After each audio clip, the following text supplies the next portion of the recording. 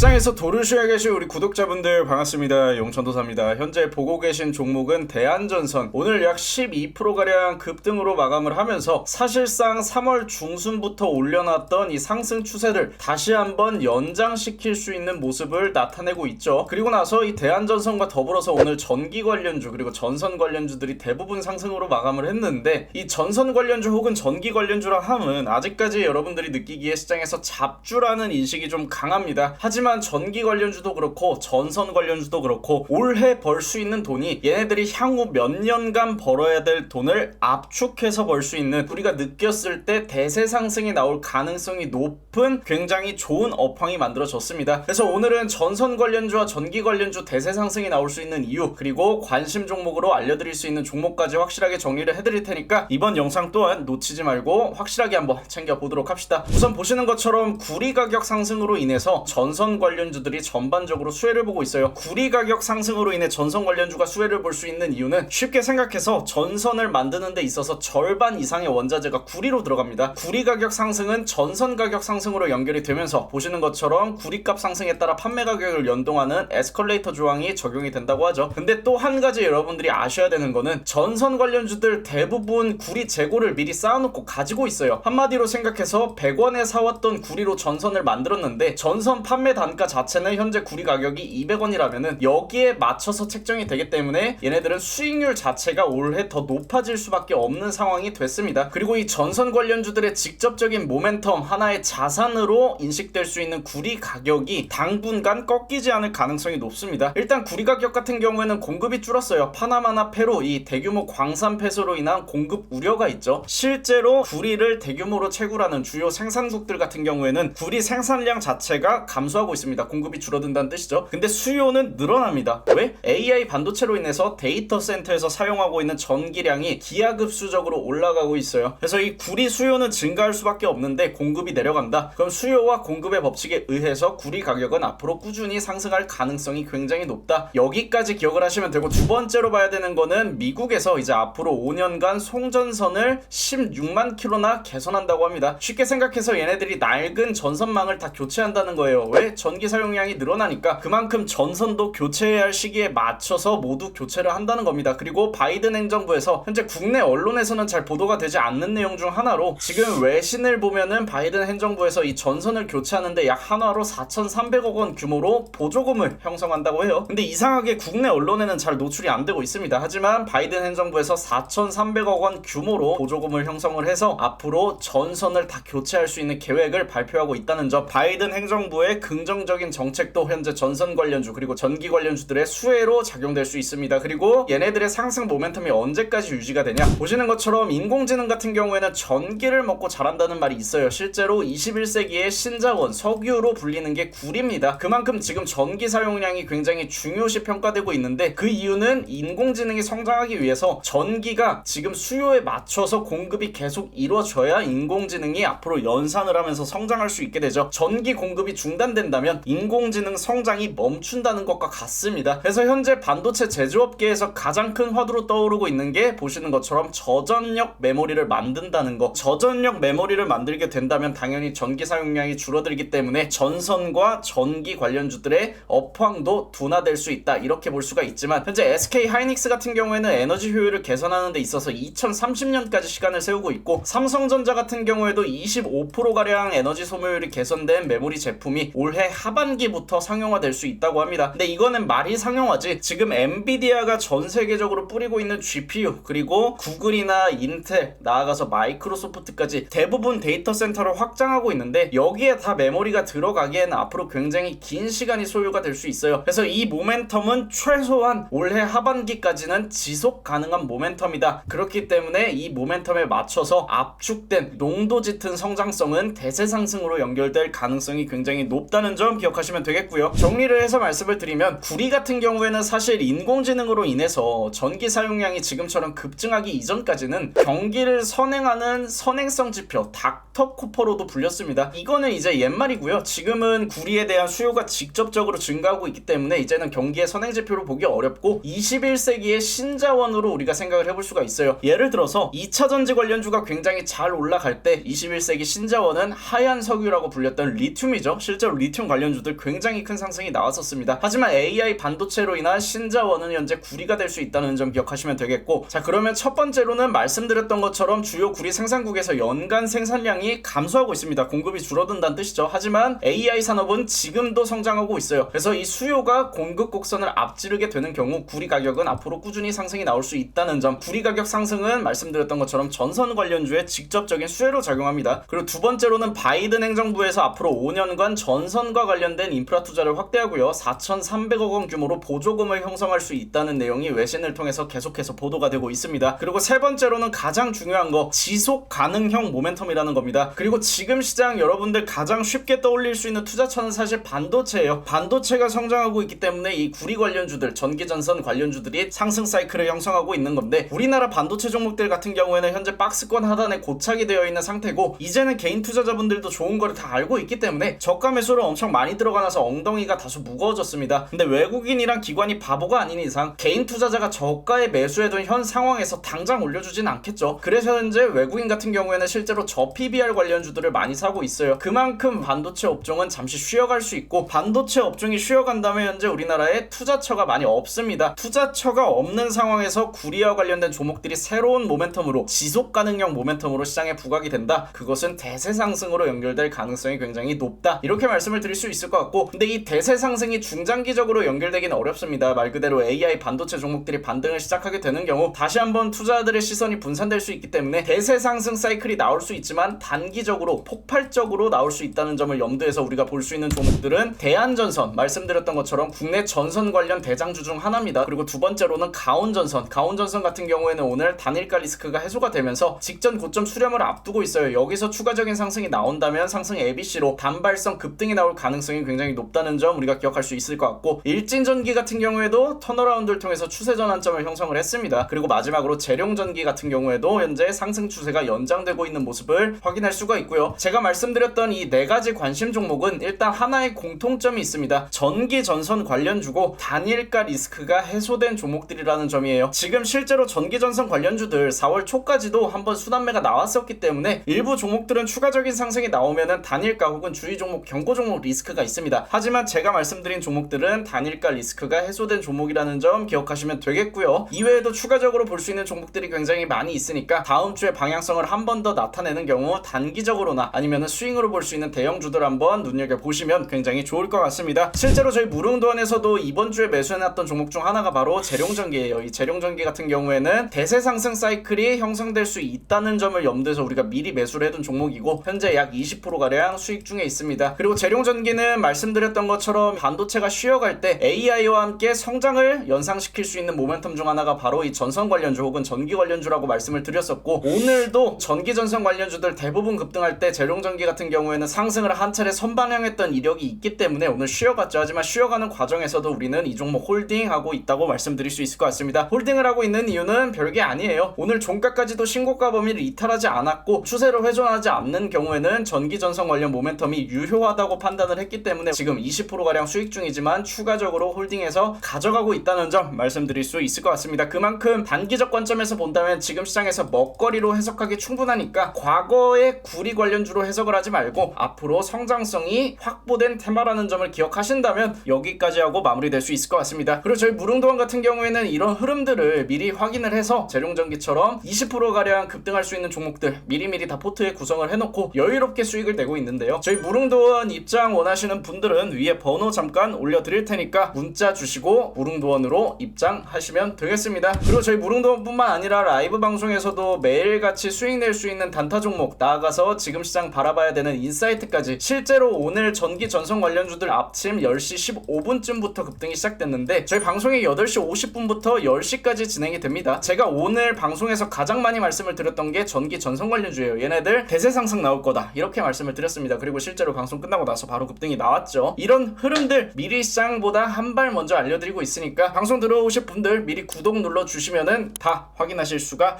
있을 겁니다. 오늘 여기서 마무리하고 여러분들 주말 잘 보내시고 다음 주 월요일에 만날게요.